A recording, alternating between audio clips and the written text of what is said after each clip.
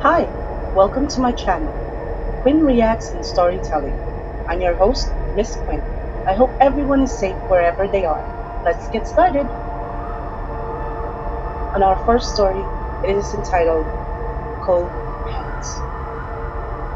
Hello, Miss Quinn. My name is Ella, not my real name. Here is my first entry and was based on a true story. I've never lived in a haunted house, but my mother did when she was a teen, she says. Other houses on their street had strange things going on as well. A family lived a few houses away from her. The daughter went to bed one night with a severe headache. The next day, she was gone. She died of aneurysm. After the funeral, the family went away to distract themselves from the tragedy, and my father asked my uncle, my mother's brother, to check on their pets. My parents, who were dating at that time, accompanied him.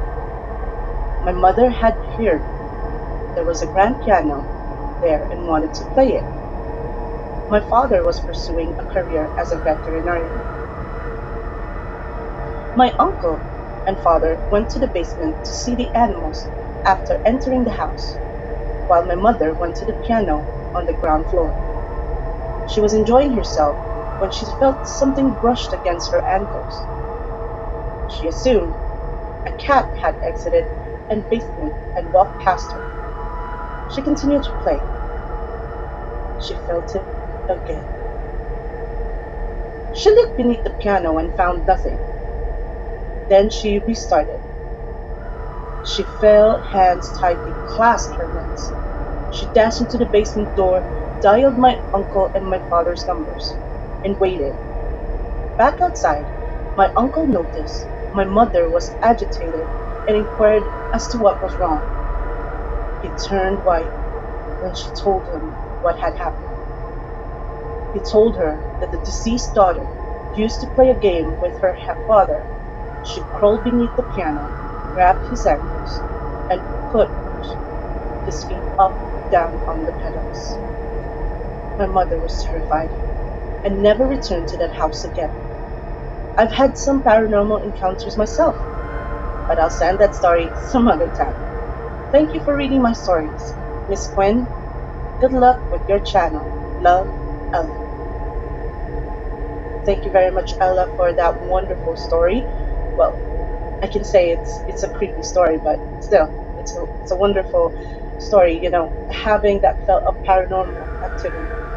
It's a extraordinary feeling, sort of.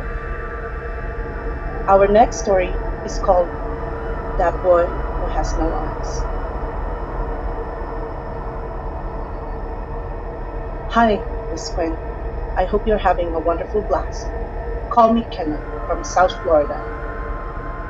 I was woken up one night when I was 10 by my bedroom door opening, followed by someone sitting on my bed. I felt my leg raised and the bed sink under the weight of a person. I opened my eyes and realized it was just Mom. Well, it was not Mom. I discovered an eyeless boy, about my age, black, empty sockets, sitting at the foot of my bed. He extended his hand, which held a small box. I was taken aback, but I reached out. He drew back. I reached out again and said, "Give it." I blinked, and when I opened my eyes again, he was gone, but I could still see his imprint on my bed where he'd sat. 5 years have passed. My girlfriend came over to help me with my homework. She took a nap while waiting for her parents after she finished. I attempted to wake her up when they arrived.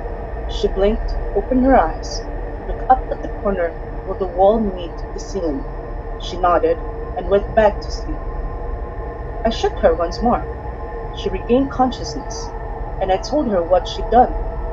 She appeared to be haunted. She says, "I saw a little boy with no eyes up on the wall. He was staring at me at a Spider-Man pose." Oh, I freaked out and told her about the same kid. Continue forward 5 years. I was dating the same girl. We had a 4-year-old child.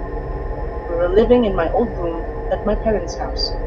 My daughter began waking up at the same time every night and talking. I noticed she had almost the same conversation every night after a while. I once asked her who she was talking into gist. It's a little boy, she explained. He's a nice boy. My daughter nightly conversation with me continued until we moved into our own place later that year. Thank you for reading my story. Wishing the best of luck, Kenneth. Thank you very much, Kenneth, for those entry also as well. And I hope that you and your family are safe um, within this day or this day.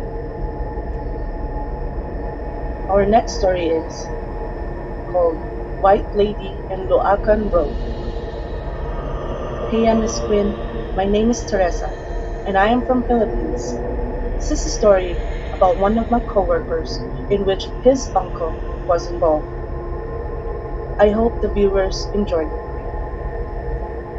There are many urban legends about the White Ladies, but one of the most popular is the one in Lachm Road in Baguio City.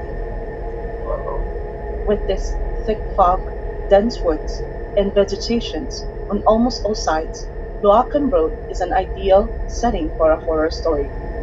And the terrifying story about the White Lady who lurks in the area has been told numerous times. According to legends, she is the spirit of a nurse who was raped and murdered by a cab driver and dumped in the woods. Some drivers say to have had an up-close encounter with her. She weighed down the cabs and, whether driver picked her up or not, she hitches a ride in the back seat and disappeared once in the city. A woman in white hailed down a non-believer, my coworker's uncle. He tried to escape the woman, but when he looked in his rearview mirror, he noticed her aggressively staring at him with inflamed eyes. He pressed the accelerator and changed gears, but his cab went slowly. He tried it several times with the same outcome. Then he looked in the rear mirror and she was gone. He never turned around to be sure she wasn't there. However, when he turned to face the road, the woman was on top of the hood, her face flat on the windshield, and an ugly smile on her face. My coworker's uncle was seen in his cab the next morning, his hair white, shivering and jabbering.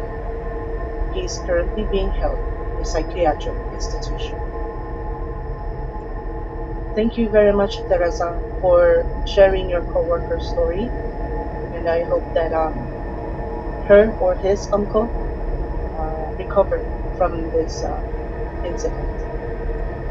For our final story for this, called The Patient. Hello, my name is Brian, and here is my story. I used to work for an ambulance business that had a haunted ambulance. Many EMT told me stories about it, but I've never believed in the paranormal. That is until I had my own Break 12 experience. At 3 a.m., my partner and I were working in a rural town. It was a pitch black and utterly silent. We were both nodding off. I was driving, and he was riding in the passenger seat. I woke up to a garbled voice, but I mistook it for my companion. I told him I was tired and closed my eyes. "Oh God, am I dying?" said a male voice clearly. This was followed by a few seconds of heavy breathing. My partner and I sat up straight and returned to our gaze to the patient compartment where the voice had been heard. For a few seconds, all was silent. Then we heard a click of an oxygen bottle regulator and a hiss, as if it was leaking. We dashed out to the rig after I turned on the lights. We unlocked the back doors because I suspected an outsider had entered while we were sleeping.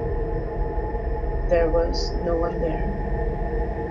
I checked the oxygen bottles and found out that neither had been opened. We didn't get much sleep after that. Thank you for taking time to read my story, Miss Quinn. More power, Brian. Well, thank you very much, Ella and Kenneth, Teresa and Brian, for trusting and sharing your stories with this channel. And if any of my listeners want to share their own personal encounters with the paranormal, please email me in the description below. I will also be doing some reaction videos, so stay tuned. Please remember to like and subscribe and turn on the notification bell so that you don't miss any of our new releases. This is Quinn from Quinn Reacts and Storytelling. Bye bye, until next time.